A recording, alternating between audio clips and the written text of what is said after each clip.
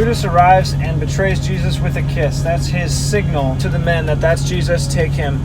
And it's pretty confusing between these four Gospels of what order it goes, because Matthew and Mark start by saying, this is the sign, whomsoever I shall kiss, that same is he, hold him fast. And immediately he came to Jesus and said, Hail, Master, and kissed him.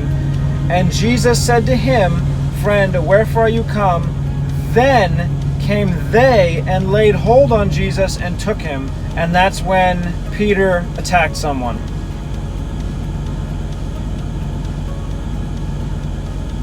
Mark has pretty much the same. He that betrayed him had given them a token, saying, Whomsoever shall kiss, that same is he. Take him and lead him away safely. As soon as he was come, he goes immediately to him, Jesus, and says, Master, Master, and kissed him. So it's just Judas now going forth, as in Matthew. And then they laid their hold on him and took him. And then Peter attacked. Luke, it's pretty much the same. It already mentioned Judas. He went before them, meaning he went first before the crowd, drew near to Jesus to kiss him. Jesus said to him, Judas, betray you the Son of Man with a kiss. When they which were about him saw what was about to follow, so I think what happened in Matthew and Mark, that they laid hold on him, that's when Peter attacked. That should still be here. Luke doesn't show that they laid hold on him first. It just goes right into Peter attacking. So I'm going to have that they grabbed him, then Peter attacked. And that was spurred on by someone saying, should we smite with a sword?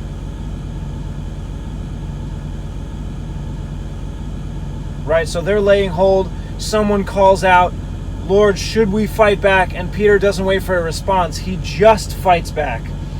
The problem occurs in John because it has a totally different set of events.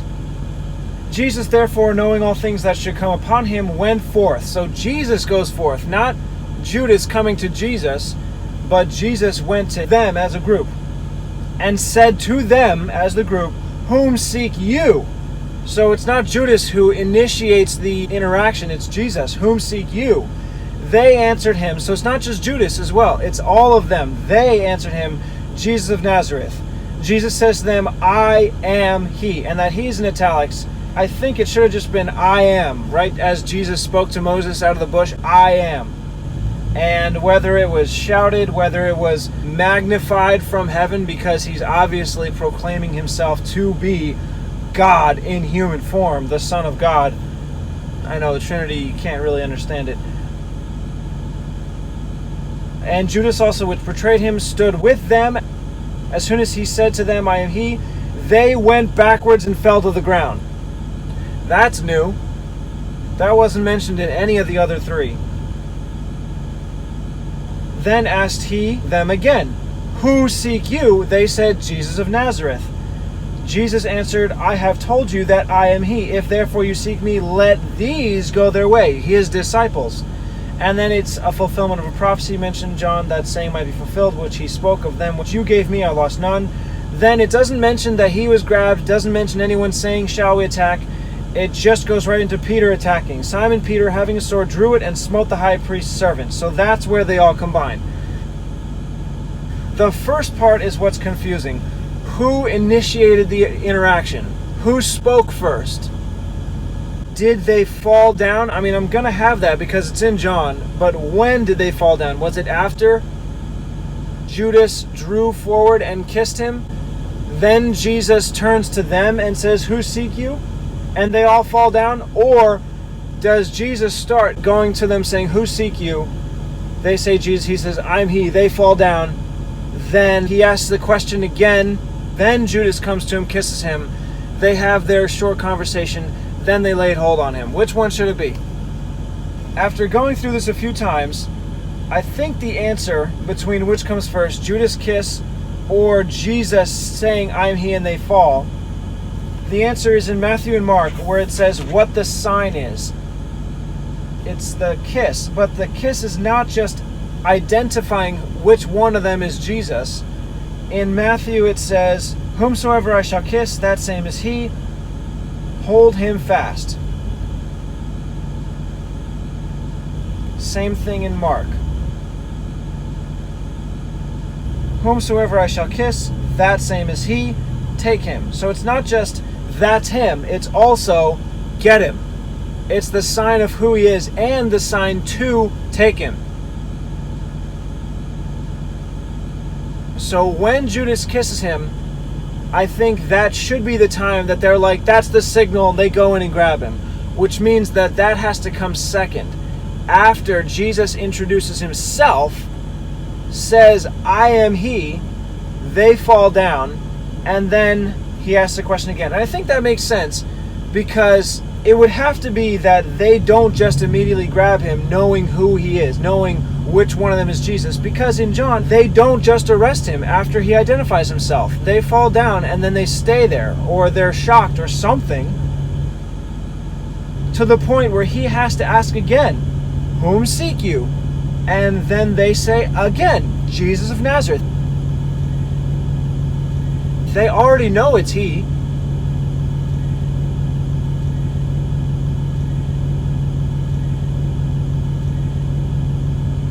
They fell down. They were shocked. There's no denying it.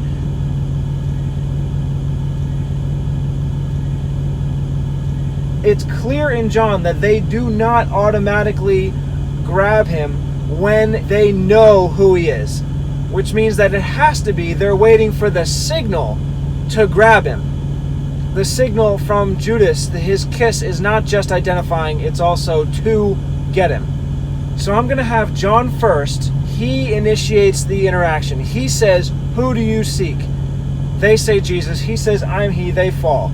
Again, whom seek you? They say Jesus. He says, I'm he. The second interaction, the fulfillment of the prophecy. But then before Simon Peter, having a sword, drew it, I'll have Judas comes forward and says, Master, Master, as if he's like, okay, well, it's obvious now. I'll just pretend like everything's okay. I'll just pretend like I'm just returning, just to get close enough to give the signal.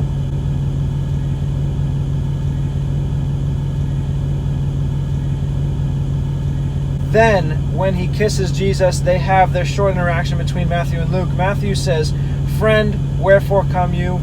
Luke says, Judas, betray you the Son of Man with a kiss. I'll put those together. Then they grab him.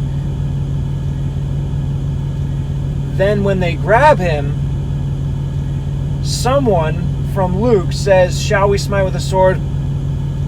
Peter doesn't wait for an answer. He just attacks.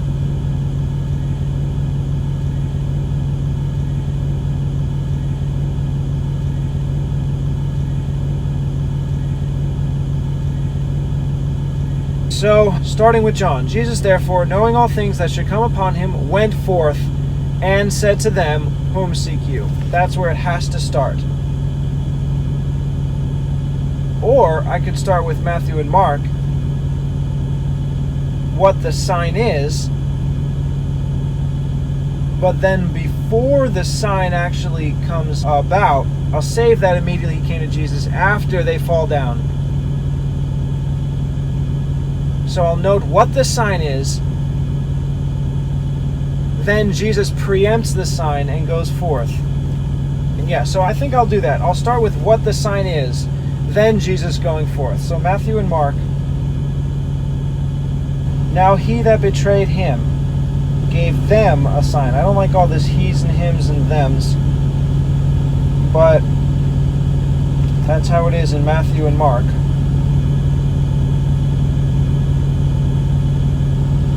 Luke doesn't have the sign mentioned. It just says that Judas drew near to kiss Jesus. And then Jesus explains what's happening.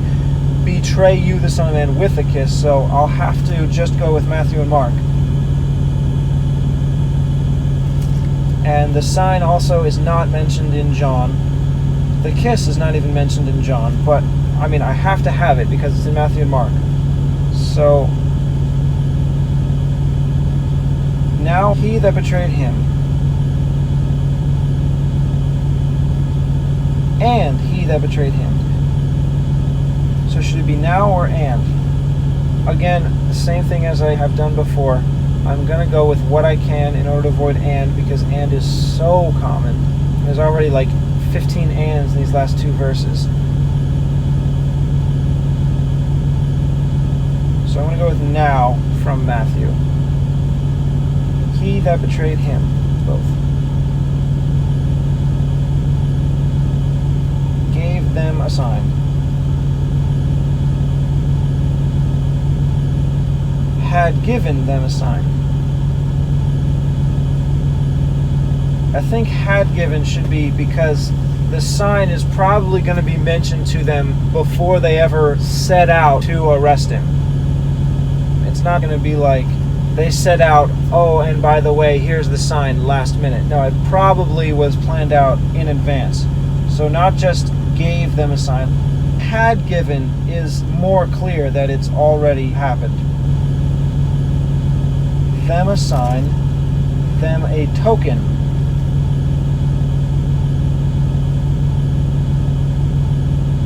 Token is underlined, explained as signal. I think sign is more clear, so I'm going to go with that. Them a is both, just Matthew, sign. Saying, whomsoever I shall kiss, that same is he. That's both.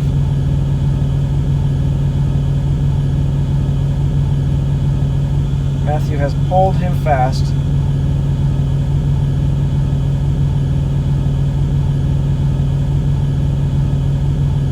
Mark, take him.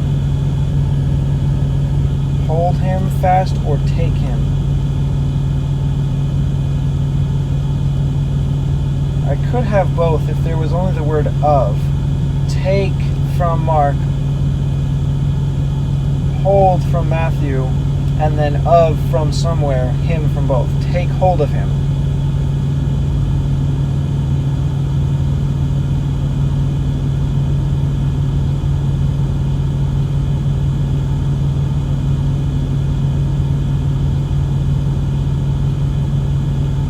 Second part in Mark, and lead him away safely, is definitely separate from this first part.